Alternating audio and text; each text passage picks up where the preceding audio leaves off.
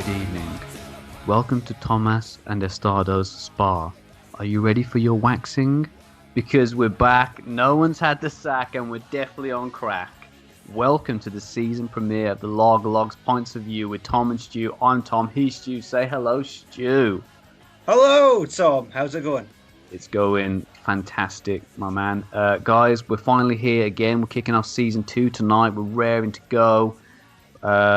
We both know what happened last time we drank Guinness, so it should be an interesting one this evening. Before we kind of dive into things, we just want to say thanks to everyone for keeping the show alive during the break. Our following on social media has been growing stronger and stronger, and we really appreciate the love and support from the Brewski community over there, no matter how hard we attempt to self-sabotage ourselves. And our Instagram has really become, I would say, the home, or at least the hub, of all the behind-the-scenes fun and games. Would you agree, Stu? Definitely, Tom.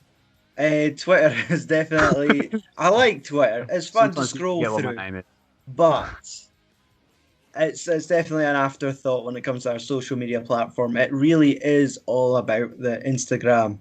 Obviously, if anyone did want to look at the Lager Logs, is our username. And between episodes, we're always throwing up pictures of beer, what we're having for the week, what we're sort of teasing for the weekend, and obviously promoting the show, promoting what daft merch we come up with. There's a lot of that. And yeah, beer stuff. There is a little bit of beer stuff on there, It's so something for the eyes. something for the eyes, not so much for the ears, but that's how we've always worked. And that's where this part comes into play.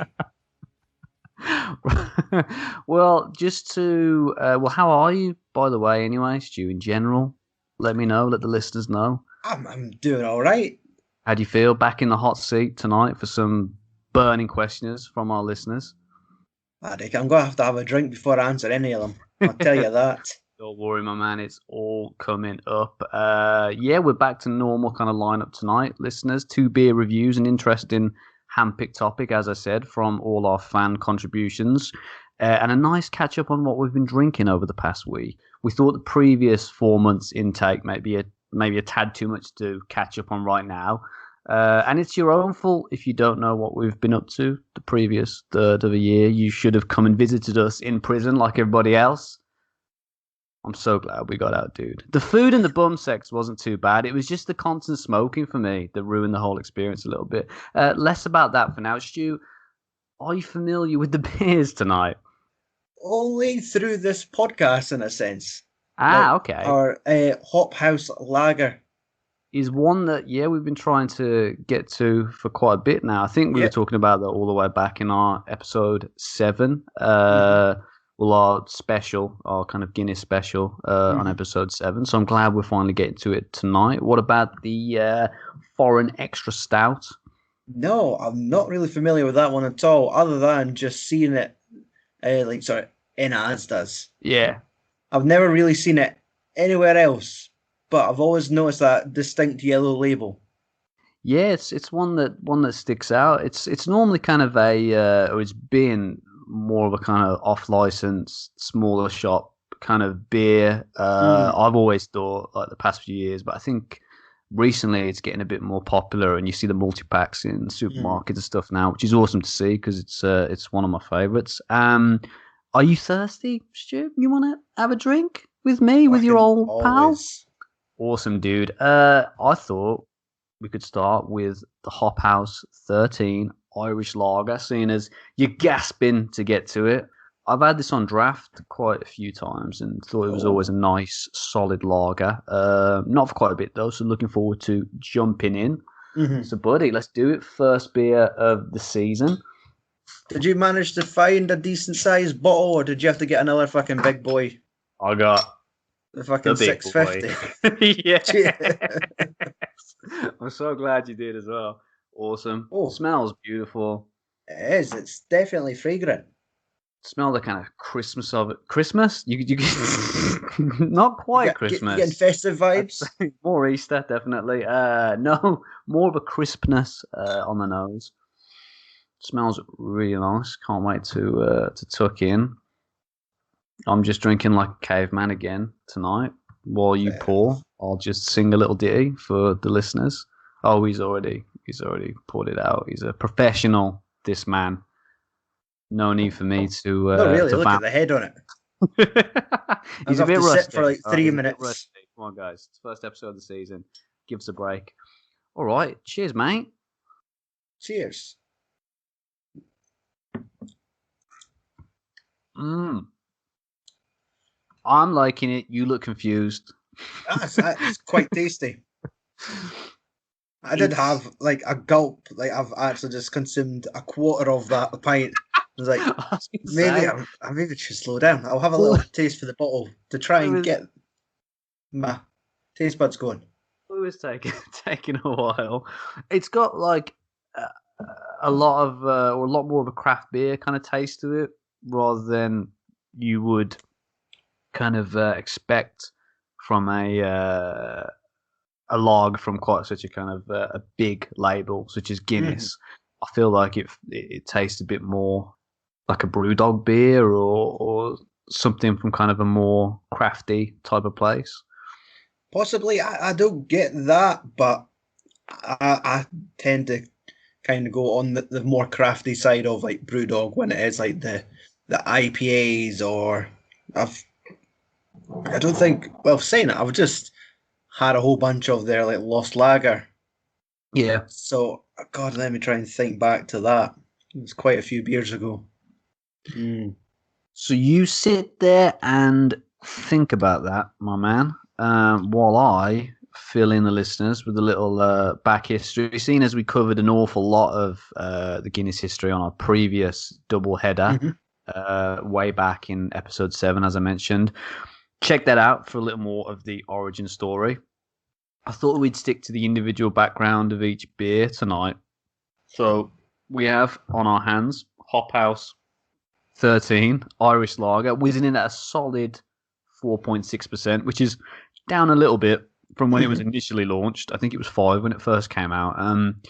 Hop House 13 is a double hopped international pale lager. And I don't know whether that means the hopping process was done twice or it's been hopped with double the hops. But what gives it its unique flavour and lack of bitterness is the double hops. Mm. Yes, the Easter Bunny does have me at gunpoint.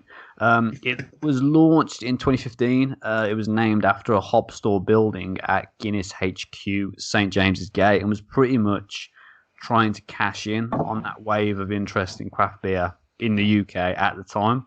Right. Interestingly, it was recently launched in South Korea. So hopefully now people can talk about it a bit more over the phone because I keep hearing how popular BTS is over there. Moving on. Move quickly. Next paragraph. Right. This is all straight off the top of the dome, Stu. I don't know what you're talking about. This is information I retain in my head at all times. Close that tab and open a new one, mate. Going incognito for this next one.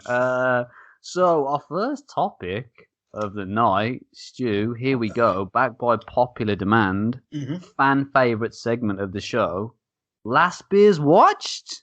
Oh, Stu, buddy, since our lovely evening in together last week, what have you been drinking, my friend? I've played it. I was going to say I've played it safe this week, but I've only had 2. Ever. I feel that's the nice level of.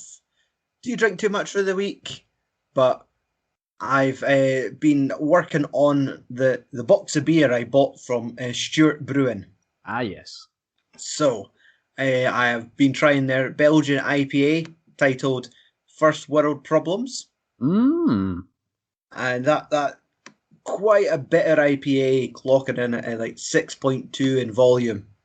Ooh, okay. A bit of a strong one. So yeah, definitely. And it's strange. I feel they must have changed the formula, the concoction of how they've done this drink, because I could have swore I had this beer years ago when I was at the Edinburgh Fringe, the comedy festival that would happen during the summer. And I went to like a late night comedy show in the basement of a pub cried, I think, the Monkey Barrel. And Okay. literally, was it right? Let's get a couple of drinks before the show. And I get there, and oh yeah, bugger, everything, some fancy craft beers that I've never ever heard of. And there's me, like just this little beer virgin who could only rattle off the name of his favorite lager, like Budweiser or Coors Light. Then looking at a list of weird and wonderful fucking porters and IPAs and all that stuff, and I'm like, I don't get what any of that means. And then I seen one on the list that said Stuart's First World Problems. I was like, I'll get that one. It's got my name on it. And good call. To be honest, it had that real fruity taste to it, where like you could definitely maybe get like a grapefruit or an apricot mixed in with like the bitter pale lager taste. And I always kind of remember that. And then when it came to buying it, and obviously first world problem, so I grabbed 2 tins. And when seeing it, it was like a Belgian IPA, and all those fruity tones are now gone. So changed it a little bit. Yeah, it's quite unique Belgian IPA. I would think very kind of specific. So I wonder kind of what that has flavor wise. It's different to other IPAs. What I felt in comparison, it just kind of more bold, bitter taste. Interesting. Yeah. So do you think it's less stronger, or that it's just the recipe that's changed? Because weird you say that. I've got a beer that I drank this week was the same kind of situation. One that I've drank in the past that I liked, and it's changed it up a little bit. I don't know whether I like it as much. Aye. Well, that's in this case, I feel like they've taken away from the flavour and kind of added on to the bitterness. Which it just depends on how people like their beer, but I don't remember it being classed as like a Belgian IPA before. Interesting. The second beer was another IPA from Stuart's called Session IPA, which was like a mosaic Citra hopped IPA, a lot lighter, down at 3.7% volume.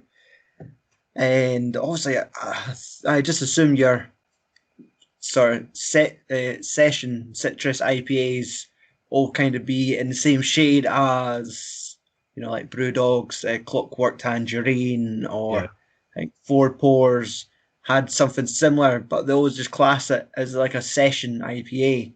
Yeah. And so it's always ones that's kind of got the more orangey citrus vibes to it. And I feel this one, the Stuart's one's probably the weakest. Bit more drinkable. Yes, aye. But I suppose what I mean is a bit more drinkable in bigger quantities. Exactly. With it being like 3.5%, you could definitely have a few more of those than in comparison to like First World Problems.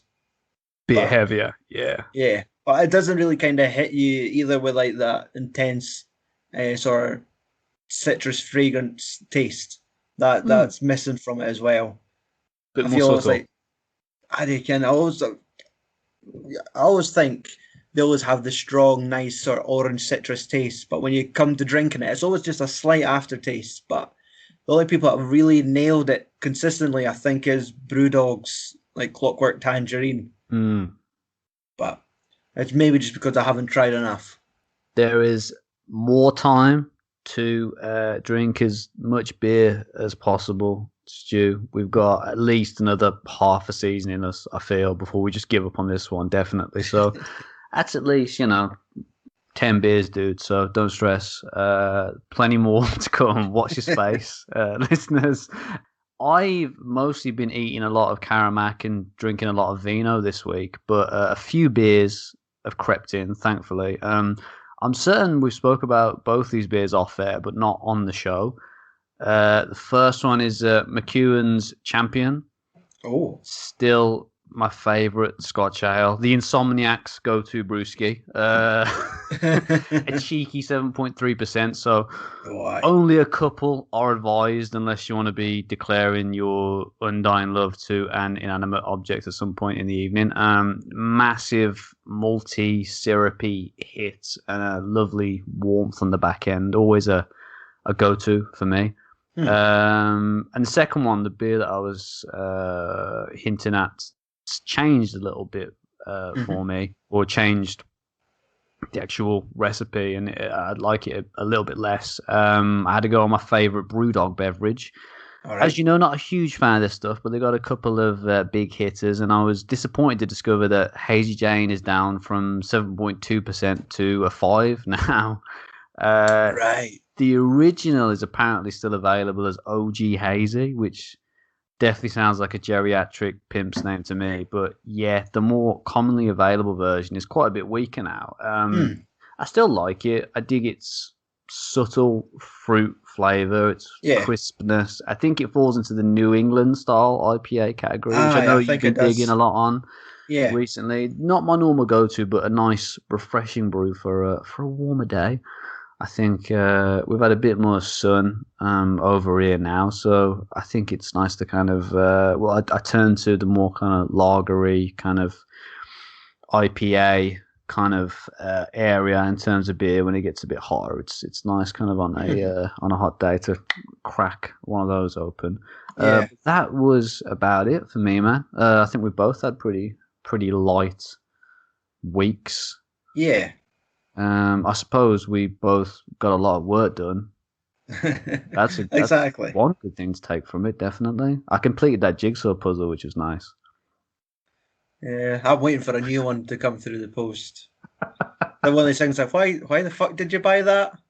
And then he's like, I'll cancel that tomorrow. That will never arrive. And then I get notification that a 1,000 piece Michelangelo painting jigsaw's been dispatched.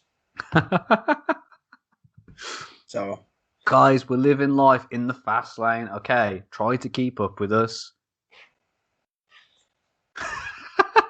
Hello, you're gonna how you wave? doing, bud? Good to see you. What are you reading? I just nicked the iPad. Cameron, Okay, we close the don't door. have children that read in this house. No. How dare you? That'll be the Jeez. door shut. Oh, wow. Someone's mad at you. Right, how are you getting on with the brewski then, bud? It's a lot of brewski to demolish. It is a lot, I've but just, I've just started to realise. I have emptied the bottle, but Legend. I'm just working my way through the pint glass. Mm. Ugh. But if you want to switch over to the next beer, Shall we I'm fine switch to do over, that. shall we? Yeah, we can always double deuce. No worries. I don't know whether you're gonna want to double deuce with this one, but hopefully so. Next up, I think is my favourite of the Guinness range. I'm certain it was called Nigerian Foreign Extra Stout at one point, but trying to find any proof of that is like trying to find Hulk Hogan listed on the WWE website. We have Guinness Foreign Extra Stout that we're going to crack open, and we're doing a first on the lager log, so we're going to attempt to drink them both at the same time because we're madmen. Hey, it's Friday night, eh? Who cares? You going for the pour, big guy, or are you going? Yeah. Go. You See how mixing it it? He's sounds out. creating a cocktail, listeners. Oh, it's like I'm just pouring coffee. It's just pure Marmite, dude. It is It, that's a fucking nice, that's chocolate syrup. a nice head on that dude. It's the fucking 3/4 of the glass. There was one time I volunteered to help out at like a wee charity concert thing, and I was Oh yeah. helping pour in pints, and every one of them was like 3/4 foam, and just the look of these old cunts, these old washed up rockers who have You were at just Live Aid. paid over the price for like fucking tenants, and then I've just poured it Oh, terribly into a little plastic cup. I could only shrug. value for money when Stu's at the bar. Uh, you ready to have a sip, buddy? Yeah. Let's do it, man. Cheers, man. I hope you like this one. Mhm. I've got a bad feeling.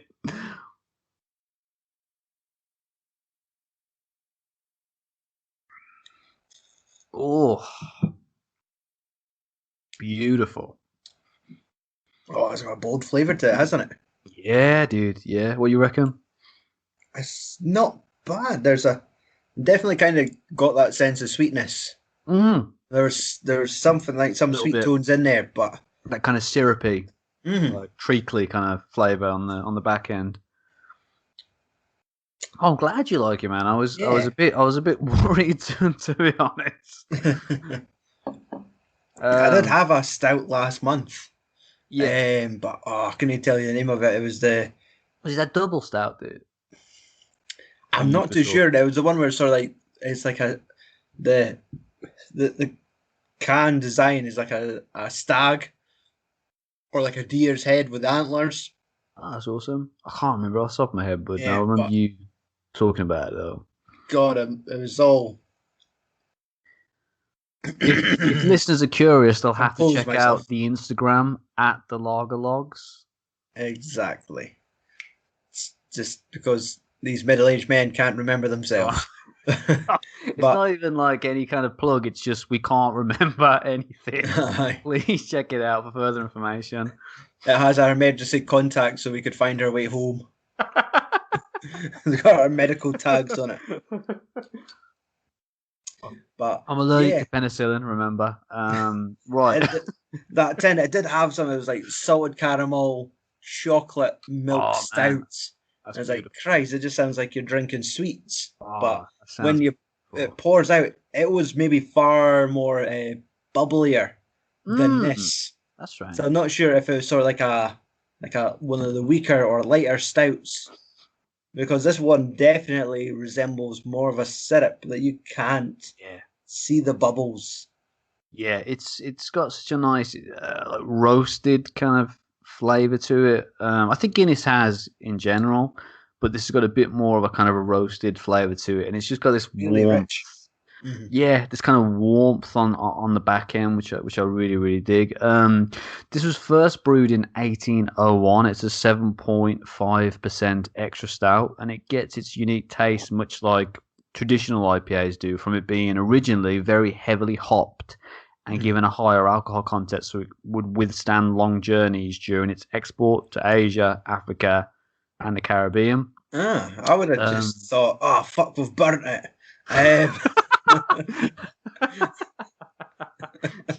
you always burn your Horlicks, yeah. In the 1960s, it was marketed in Nigeria as gives you power, and its consumption was linked with an increase in sexual potency. But speaking Well, from experience, I can say the complete opposite is true, and a night on the foreign always ends in brown sheets and profuse apologies. oh, Uh, fucking flashback to train spotting. it was a little bit like that, yeah. Huge in the international market, particularly in Africa, with Nigeria being the largest market for Guinness in terms of sales. It was Ah, relaunched in the UK in 1994 after being withdrawn in 1976, and is still the strongest version of Guinness, most commonly available. Only the quite rare special export version beating it out at a cheeky 8%. aye. So that's the that's the kind of backstory of this one. Right. So while we enjoy our brewskis, we've got a new segment of the show. We are launching tonight. Listeners' questions. Wah, wah, wah. I like that. You practicing that? Yes, you beautiful people out there hooked us up with a few head scratchers, and we're going to do our absolute worst answering some of your burning inquiries. Are you ready, Stu? Are you ready for this? Yes. Right. First up, we have Angela underscore Jax 75, who asks, which member of your staff doesn't like beer or is the biggest lightweight, and who drinks the most beer? I'm going to let Stu take this one as to not incriminate myself. That's like a three-parter. I mean, which member of our staff? I mean, I only get The on with huge like staff that with we some of have. the people. There's like one person I could stand that in our staff. The rest of them I could fucking do without. So I don't care what they drink. Fuck them. Naming no Lightweight. names. Nope, I we're not mean, doing that. the biggest lightweight addy can Is there a mirror for me to look into? I'm sure we've got one of those in here somewhere. And what was the third part to that question? Third part was who drinks the most beer. Oh, it's clearly this cunt I'm talking to on Skype right now then. He's speaking to somebody else while you're on the call to me, podcasting. It's ridiculous, Stu. This is our staff meeting. You've tuned into our AGM. More like an intervention. Jesus Christ. These thank you for that, Stu. These next two questions I've grouped together as they're quite similar. First one comes from Katie Cuddles 92, and that is, what is the best food to have with a beer? And the second one comes from Magic Lay. I think it's Lee. Lee. Okay.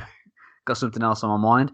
Can you pick a flavour of crisps to go with beer? What do you reckon, bud? You answer this one. You answer one of them. Oh, I have to answer a question, dude. Okay. Yeah. Pizza is like the standard answer. I think pizza always goes down extremely well with a few lagers. And after 18 lagers, you got to go kebab. As much as I love kebabs, the only way I'm agreeing to actually eat doner meat willingly is after a skinful. Like, there's no way. Stone cold sober. There's no way. So that's my kind of two that I think go really well with brewskis. More specifically on the crisp side, shout out to, and we're not sponsored by these guys, but I love them, the Walker's Max Strong Crisps. That was my answer as well. I was the jalapeno and cheese one. Cheese, aye. That shit was built for it, wasn't it? Exceptional combination. Yeah, they're amazing. Like, I think the other ones, is it chicken, southern fried chicken, like a hot wings. Hot wings, yeah, and then the is it like chili and lime? Mm-hmm. Amazing. But yeah, the jalapeno and cheese ones, just something else. It's like those crisps were built to kind of go with beer. Yeah, they're the specific. I mean, I remember Max back in the day. They were the crinkle cut ones. Yeah, and they've obviously launched them. Can't remember when they came out, but I definitely think it's kind of a quite recent thing with the strong version that were actually made to go with beer, and they just go perfectly. Yeah, so I do love combining those with a few beers. If I had to pick a crisp, I can't think of anything else off the top of my head unless you had something. I've not actually sampled the Max Strong crisps. I just know that they are paired with beer because many moons ago I did get one of those Beer 52 subscription boxes. Oh, have you not tried them yet, dude? No, because I've just... Man. Wait, that's culturally insensitive. I'm a wee wimp when it comes to... You've just been cancelled. Cancelled. Sorry, dude. The magic of editing, eh? So... You're talking about the Magic Dragon, right? It's okay. So the beer subscription box comes with a book and like a pub snack. And when the box I got, it come with like the Max Strong crisps. Oh, and it was like the fucking 3-alarm bell hot. And I was like, fuck, I'm not even really enjoying the beer, but I reckon if I even could try these crisps. I'm always like, I'm trying to think, crisps and beer, you'd really have to match it with something with a strong flavour. I think that's why the Max Strong itself. Yeah. But I don't know. Pringles and lager? If it's a sour cream and onion one, if it's a house party, then I'm down. I sometimes have trouble with getting to the bottom of the Pringles tube with my extremely wide arms. So I mean, guy, I must have love Pringles. I gotta say, there's a flaw in the tube setup. Treat the tube like a fucking tumbler and neck it. Just let the crisps come to you. I've never really thought about that. Wow, this podcast is really kind of opening my eyes to techniques that I just never even thought about. That's why it's an educational podcast as well as, fun, hijinks. There's education. That's what I like about us. I feel that I'm here to inspire my staff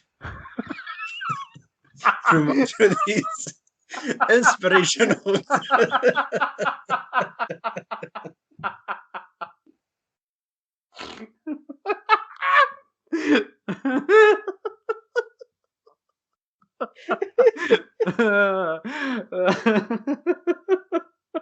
Oh, Jeez. Okay. thanks for that, Angela. Shout out, yeah, to Angela, Katie, and Magic Lie. Much appreciate, guys. Thank you. We really do appreciate that. It's not his name. Um, right. What do you think about this Guinness then, dude? To sum up, It's definitely 7%, isn't it? mm.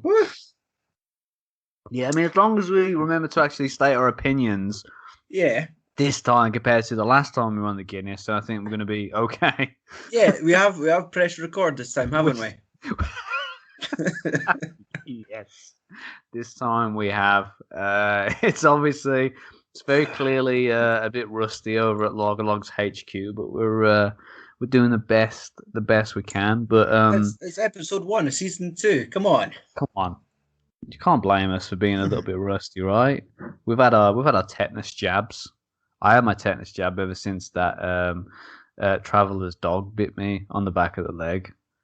Came running out of a caravan, got me, and I had to go home. And then my nan said, "Go to hospital, Tom. I'm going to take you." She didn't make me walk. She actually took me in a car after much pleading, and then I got the jab, so I'm okay now. To be honest, the first 2 words of that story is kind of where it stopped for me. Yeah, okay. No, you said the traveller's dog. Yeah. And in my poor mind, I heard traveller's dogging. Okay. No, there's no dogging. I mean, my nan does like to dog, but there was no dogging that day. So don't let leave your nan out of this. I'll put it out there. She. I don't need to know her hobbies. She's an open book. She doesn't mind people knowing what she gets. She gets, right. She gets down. I'm sending out Michelangelo to her. She needs something else to do, right? Bring her on. She's a new member of staff. She could post the beer mats to the masses. Here, Nan, lick stamps. Right, I think. So are these both a thumbs up from me, Stu? Both of them? Aye, definitely. More? I mean, that's it. The Hop House Lager's definitely kind of like it's there for like the session. You could have a few of these and enjoy yourself. Yeah. The Foreign Extra is a little bit more heavy-handed. It's got sweet, thick taste to it. It's definitely one of these ones where it's like, yeah, I'm not having fucking 3 of these. Like one of these before bed, sure, fair enough. Over. Yeah. Mm-hmm. Yeah, I think I'm undecided. I mean, I went into this thinking this is my favourite, but now that I'm thinking about it, the West Indies Porter. Mm-hmm. That was slightly sweeter. Yeah, slightly sweeter, and I think that might be in the running. I think it had a bit more of a complex flavour for me. So it's probably between those 2, but I really like this one a lot. And yeah, I think those 2 are definitely my favourite in terms of Guinness's oeuvre, if that's a word. So I think that's our show, party people. Before we go, we have a few new features. We have one particular feature we're introducing this season.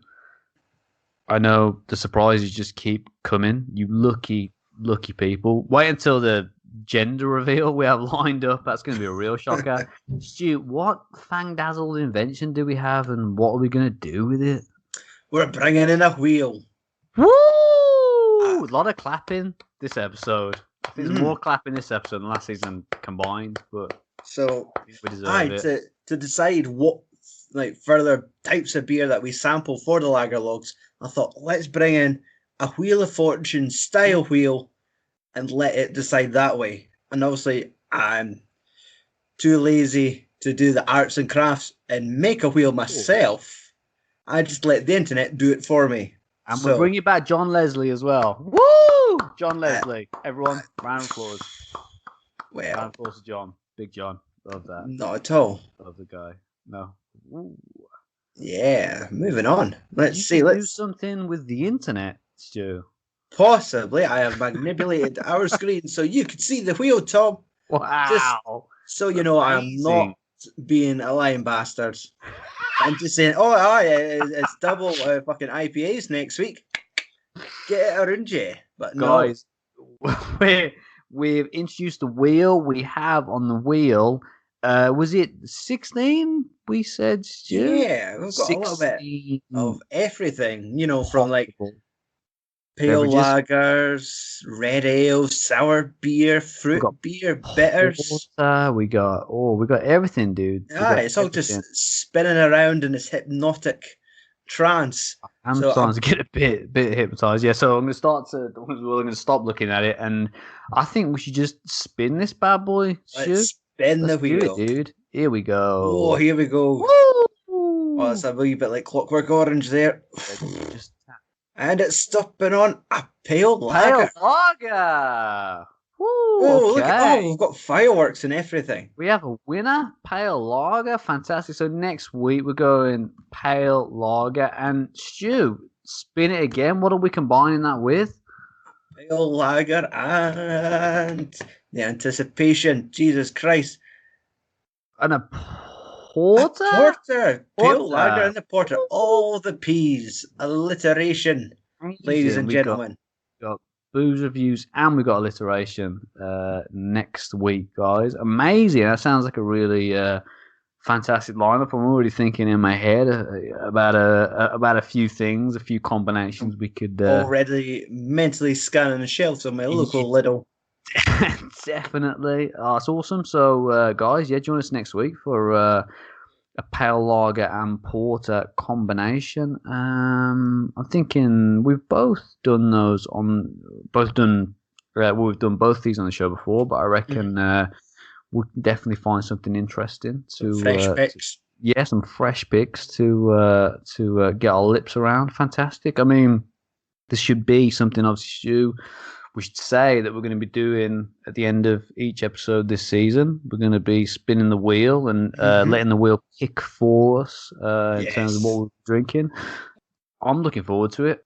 Thanks again, everyone, for listening. Just to say again, just to reiterate, join us on our social media at the Lager Logs for some in-between episode shenanigans, and join us again next week for another slice of podcast perfection. Bon voyage, booze hounds. Say goodbye, Stu. Goodbye, Stu. It never gets old, ever.